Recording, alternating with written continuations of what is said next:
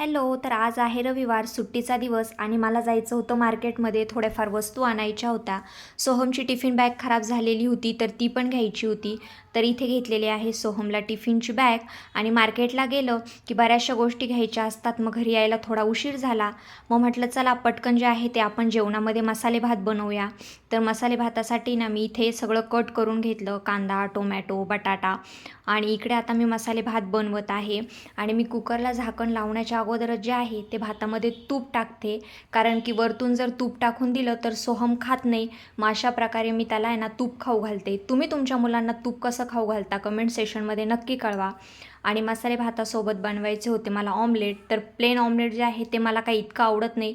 तर चॉपरमध्ये ना अगदी बारीक टोमॅटो, कांदा, कोथिंबीर मी कट करून घेतली आणि इथे मस्तपैकी गरमागरम जे आहे ते ऑमलेट बनवत आहे. असं ऑमलेट आहे ना खायला छान वाटतं. तर हे बघा झालेलं आहे रेडी.